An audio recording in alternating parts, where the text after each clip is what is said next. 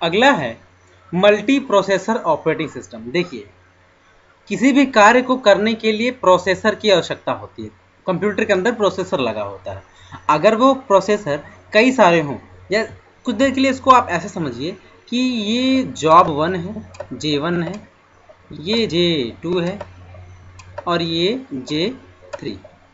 इन सारे कार्यों को करने के लिए एक प्रोसेसर है P, और इसी प्रकार J1 J2 J3 dot dot dot dot dot dot dot J150 ये मान लीजिए 150 जॉब हैं। एक जॉब मतलब कार्य हैं, 150 कार्य हैं। तो 150 जॉब समझ लीजिए, कार्य समझ लीजिए, या समझ लीजिए इतने प्रकार के सॉफ्टवेयर बैकग्राउंड में चल रहे हैं। तो ये सभी चलाए जा रहे हैं किसके द्वारा? एक प्रोसेसर के द्वारा। ध्यान दीजिएगा, मैं प्रोसेसर बोल रहा हूँ, प्रोसेसर के द्वारा। तो कहीं ना कहीं पी को इसको भी वर्क देना है, सॉरी इनको भी रिसोर्स मुहैया कराने हैं। पी को इनको भी रिसोर्स मुहैया कराने हैं, इसको भी रिसोर्स, इनको भी रिसोर्स। रिसोर्स कैसे? जैसे मेमोरी में हार्ड डिस्क या main memory, input output management, time stamp, other सारी चीज़ें। तो सभी को अगर ये सारी चीज़ें प्रोवाइड करा रहे होंगे तो कहीं ना कहीं एक समय आएगा कि कोई ना कोई जॉब या कोई ना कोई कार्य स्लो पड़ जाएगा। तो ऐसे में क्या है, या तो जॉब की संख्या को कम किए जाए, तब हमारे कार्य कम होंगे। अब इससे बचने के लिए क्या करते हैं, हम कई सारे प्रोसेस का यूज़ करते हैं। तो ऐसे में क्या है कि कुछ प्रोसेसरों का, कुछ जो दूसरे प्रोसेसर हैं वो अन्य कार्यों को संभाल लेंगे।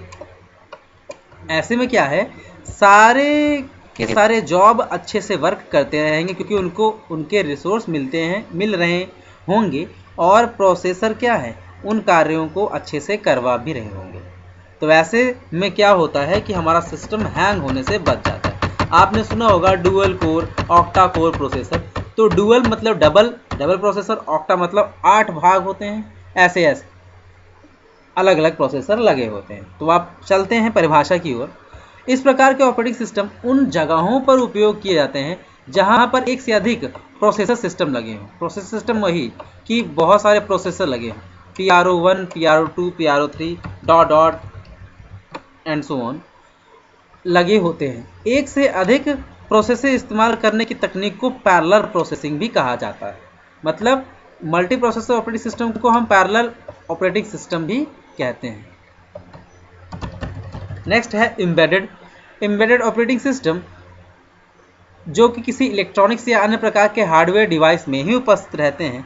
ये रोम में ही उपस्थित रहते हैं। इनका उपयोग घरेलू उपयोग वाले उपकरण जैसे microwave oven, washing machine, car management system, traffic control system इत्यादि में किया जाता है। मतलब इनका एम्बेडेड का मतलब होता है एम्बेड, किसी सिस्टम में रह के वो काम करते हैं, और वो किसी अन्य कामों को नहीं, किसी पूर्व निर्धारित कार्यों में ही उपयोग हो सकते हैं, और फिर इनमें अलग से किसी कार्य को जोड़ा नहीं जा सकता है।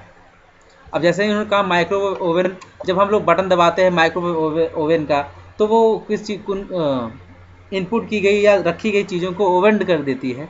Washing machine automatic washing machine, जैसे ड्राई करना है, और किस लेवल पे कौन से टाइप के कपड़े हैं, कितना क्या है, कितने टाइमर पे धोने हैं, कब अलार्म बजाना है। तो ये सारे सिस्टम भी एम्बेडेड ऑपरेटिंग सिस्टम के अंतर्गत आते हैं। कार मैनेजमेंट, आपने देखा होगा कार में जो लगा होता है इंटरफेस, गाने, चाहे वो गाने बजाने हो, चाहे वो ऑटोमेटिक लॉक हो, चाहे वो नेविगेशन हो, ये सारे आते हैं आप में एम्बेडेड में।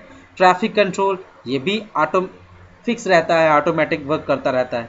तो आपकी घड़ी में आपने देखा होगा स्मार्ट वॉच रहती है जो ट्रैक करती रहती है। ये सारे एम्बेडेड सिस्टम के एक छोटे से उदाहरण। वहीं अब आता है डिस्ट्रीब्यूटेड, इसका सबसे ज़्यादा उपयोग किया जा रहा है। डिस्ट्रीब्यूटेड माने होता है बटा हुआ, दूर दूर फैले हुए। अब इसमें दूर दूर फैले हुए कैसे, देखते हैं। ये कई सारे प्रोसेसरों का उपयोग कर विभिन्न एप्लीकेशन को चलाते हैं।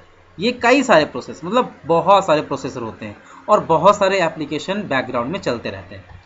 इन एप्लीकेशन या सॉफ्टवेयरों का उपयोग भी कई सारे यूज़र करते हैं। ये आपने देखा होगा, जैसे भारत में या भारत में का ही एग्जाम्पल लें, बहुत सारे ATMs होते हैं, और उन एटीएम्स में भी क्या है, कहीं ना कहीं कंप्यूटर्स होते हैं और उसमें भी ऑपरेटिंग सिस्टम पड़ा होता है, और वो आपके द्वारा कार्ड डालने पर कहीं ना कहीं आपको पैसे प्रदान करता है। तो अगर हम लोग ये एक अनुमान लगाएं कि पूरे भारत में 1 सेकंड में कितने लोग उस कार्ड को लगा रहे होंगे, और कार्ड को लगाने के बाद पासवर्ड डालने के बाद पासवर्ड मैच होता है और आपको पैसे मिल रहा होगा विद इन सेकेंड, तो ये सारी चीज़ें कुछ ही सेकंड में हो रही हैं, और इनको कंट्रोल कौन कर रहा है? ये कंट्रोल करने वाले डिस्ट्रीब्यूटेड ऑपरेटिंग सिस्टम होते हैं, जो जगह जगह या ग्रुप ग्रुप के अनुसार बटे बटे होते हैं, और वो फिक्स अमाउंट कुछ निश्चित संख्या के एटीएम्स को या कुछ निश्चित संख्या के कंप्यूटर्स को कंट्रोल करते हैं। इन्हें लूजली कपल्ड ऑपरेटिंग सिस्टम भी कहा जाता है। इसका लाभ यह है कि यूज़र को बहुत सारे रिसोर्स उपयोग करने हेतु मिल जाते हैं, एवं अगर एक सिस्टम बिगड़ भी जाता है तो अन्य सिस्टम का उपयोग किया जा सकता है। ऐसा नहीं है कि अगर कोई एक एटीएम खराब हो जाए तो हम किसी और से पैसे निकाल ही नहीं सकते, नहीं। अगर मेन सर्वर या मेन एक डिस्ट्रीब्यूटेड ऑपरेटिंग सिस्टम सही है तो हम किसी भी एटीएम में जाके अपने पैसे निकाल सकते हैं। तो मैं ये केवल एग्जाम्पल के लिए बता रहा हूँ एटीएम का, क्योंकि हम लोग उससे ज़्यादा अवेयर हैं। तो अभी के लिए इतना ही।